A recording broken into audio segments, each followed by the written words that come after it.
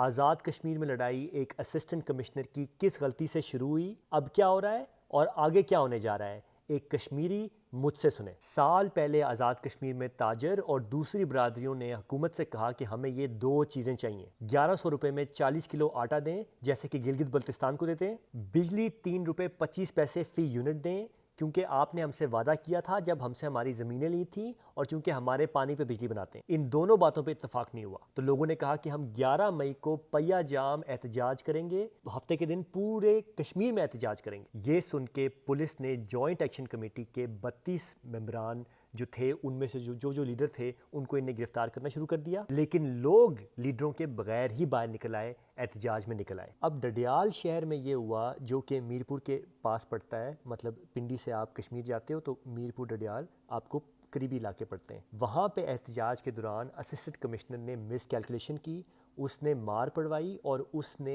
आंसू gas shelling करवा दी। 2 school की बच्चियों की हालत लागर हो गई इससे और उसकी तस्वीरें सोशल मीडिया पर चलना शुरू हो गई। लोग तस्वीरें देख के मुश्तिल हुए और उनने असिस्टेंट कमिश्नर को मारा भी और उसकी गाड़ी जला दी। डडियाल की बच्चियों की तस्वीरें पूरे कश्मीर में चली और ये एक बड़ी वजह थी जिस वजह से गुस्सा पूरे इलाके में बढ़ा और एहतजाज शिद्दत पकड़ता गया। देखें, एहतजाज ने शिद्दत पकड़ना ही था क्योंकि ये बड़े अरसे से ये डिमांड्स कर रहे हैं, साल से ये बाकायदा तहरीक चला के डिमांड्स कर रहे हैं, उससे पहले भी ये डिमांड्स थी, तो ये होना तो था ही, लेकिन ये जो आपने मिस हैंडलिंग की सिचुएशन को, इसकी वजह से ये इसमें थोड़ी आग ज़्यादा लग गई। अच्छा, डडियाल से अब लोगों का काफ़िला निकला मुजफ्फराबाद की तरफ और सिर्फ डडियाल नहीं, कोटली से भी लोग निकले मुजफ्फराबाद की तरफ, लेकिन मुजफ्फराबाद जाने से पहले उन्होंने रावला कोट का रुख किया। रावला कोट यानी पुंछ। हुकूमत ने सड़कें उखाड़ दी थी, पत्थर डाल के ब्लॉक कर दी थी, मगर कुछ भी करके मुजाहिरीन को रोक नहीं सके। तसादुम बढ़ता गया, 27 लोग सिर्फ कोटली में जख्मी हुए। हुकूमती साइड से 2 DSP, 1 सब इंस्पेक्टर, 1 ASI और 1 हेड कांस्टेबल जख्मी हुए।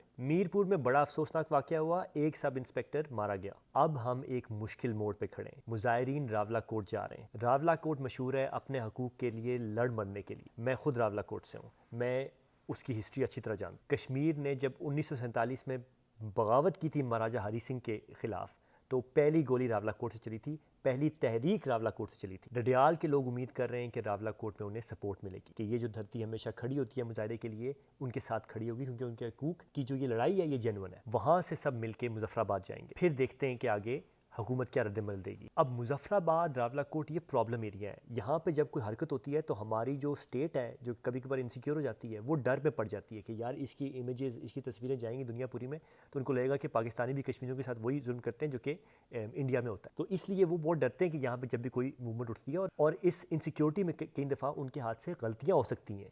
मुझे डर ये है कि बातचीत को साइड पर करके तो हुकूमत फ़ौज को कहेगी कि आप आएँ, आप मामला संभालें, आप मुजाहिरीन को दबाएं, ज़ोर से दबाएं।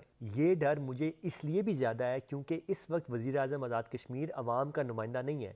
पॉलिटिकल इंजीनियरिंग की इनने इमरान खान को हुकूमत से गिरा के और उसके बाद ये अनवारुल हक साहब को लेके आए, वज़ीर आज़म बनवाया और तमाम वज़ीर चेंज करवाए। ये अवाम की नब्ज़ पे मुझे नहीं यकीन कि इनका हाथ पूरा है, क्योंकि अवाम ने इनको इलेक्ट नहीं किया, MLA इलेक्ट किया होगा, वज़ीर आज़म इलेक्ट नहीं किया। हमारी फ़ौज को किसी सूरत अपने लोगों के खिलाफ ना लगाएं। अगर आपने हमारी फ़ौज को कश्मीरी आम शहरियों को दबाने के लिए ज़ोर लगाने का कहा तो आपको मैं अभी बता रहा हूँ और ये बताने की कोई ज़रूरत नहीं होनी चाहिए कि उसके नतायज बहुत भयानक होंगे। होश के नाखुन लें, खुदा के लिए होश के नाखुन लें। कोई भी नहीं ये चाहता कि हमारी फ़ौज और अवाम आमने सामने हो, इसलिए हुकूमत का काम है कि बातचीत का दामन हाथ से ना छोड़ें और कोई हुकूमत को प्रेशर में भी ना डाले, कोई और बंदा, कोई और इंस्टीट्यूशन, कि वो मुजाहिरीन के साथ सख्ती से निपटें। ये वक्त नहीं है मुजाहिरीन की बात सुनने का वक्त है, उन पे ज़ोर आजमाई करने का वक्त नहीं है ये। आखिर में मुजाहिरीन से मेरी अपील है कि आप पुरअमन रहें, आपके मुतालबात जायज़ हैं, आपके मुतालबात